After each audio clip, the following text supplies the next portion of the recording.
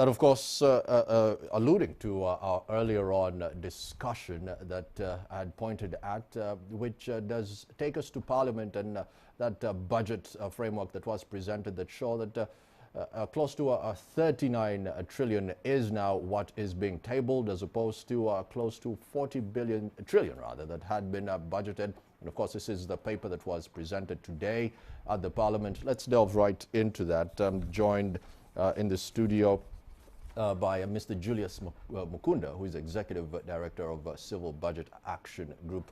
Julius, many thanks for making time to speak to us. Good evening. Good evening to you. Yes. Let's just start with some of these revisions. Just walk me through what you make of it, at least on the surface, very briefly there. I mean, it's we should not blame the government that the budget have been revised, because you should budget according to the resources that you have, period. And as such, I think it's important for citizens, even parliamentarians, to understand that government can only raise, should be able to budget for what it is expected to raise. But is that true or not? That should be only the question. So Parliament, in its wisdom, should have the capacity to evaluate whether actually what the government has produced is the Julius, there are many questions around, first of all, the 12 billion that was asked for from the security apparatus in organizing the elections. There's the urbanizing committees and all this money that they've asked for in the past. And this is nowhere seen on the framework that we've been presented with. And that's what we have been telling government all the time, that there is too much appetite to spend, but there is little encouragement to raise money. So if you force the government, please create districts, create cities, and you put them on pressure, they will put them in the books. But when it actually comes to implement them, it is difficult. It's only, but actually there are almost 700 local government units that are not operational. Right. Simply because we don't have money. That's the first reality. We don't have money to spend, period. Out of is Doris Akol's job, because just the other day she said, you know what, on an annual basis, usually it's 1.5 trillion that is the top up. Now you just throw a number of 4 trillion that we have to deal with. How tough is the job right now? I think I really pray for Madame Akor. Do you know why? Every year they're increasing her targets.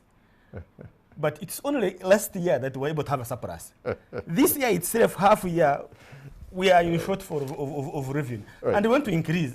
I don't know if you get it. I think we need to sit as a country, I mean government really need to sit and look at our strategy to raise money, period. Julius, we don't have a lot of time. There's some elephants in the room here. One is debt. Now, if we're to look at the amortization on external debt, we're looking at close to 700 billion, right, in the 2019-2020. This binging up to 1.2 trillion this year. And in the midterm, this is where it gets fascinating. They say it's going to be 1.1% of GDP. How scared should we be for our grandkids? No, for you and me today. Do you know why I say for you and me today? Because interest rate payment next year alone is going to consume 11.6% of the entire national budget. It is the second biggest of our national budget. Interest rate payment. That's 11.9, yes. 11.9. Yes.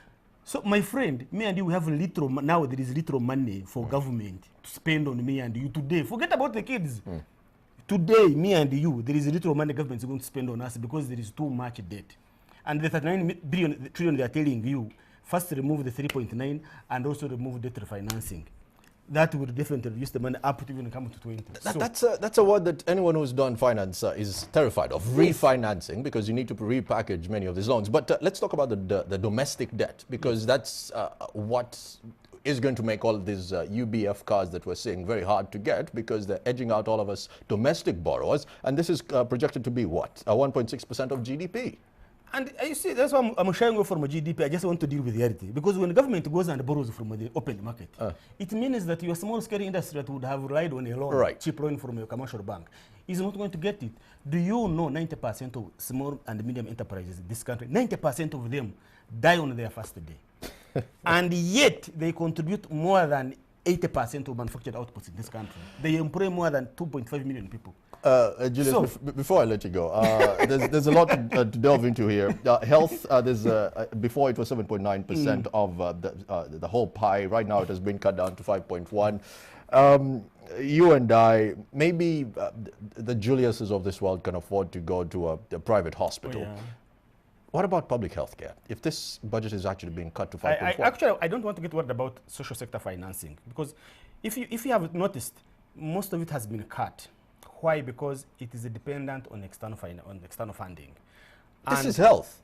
yes, and no, because you see, these are draft figures, by the way. I'm one of the proponents who said we should remove the budget framework from the budget cycle because it gives distorted figures. Because by now, most development partners have not committed resources for the social sector financing. So, come when the budget, the ministerial policy statements and budget are coming in April, all these figures are going to change.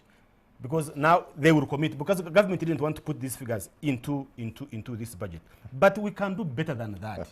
We shouldn't rely on external financing. We can do better than that as a nation. Right. Maybe it's time for that boo-boo, buy Uganda, build Uganda. Yes. Let's take a quick break. Julius Mukunda, many thanks for making time to speak to us. Thank you so much. Our fingers are crossed. But we will keep you appraised if anything changes in the course of this whole framework leading up to the 2020 budget. But let's take a quick break. More NTV Tonight after this.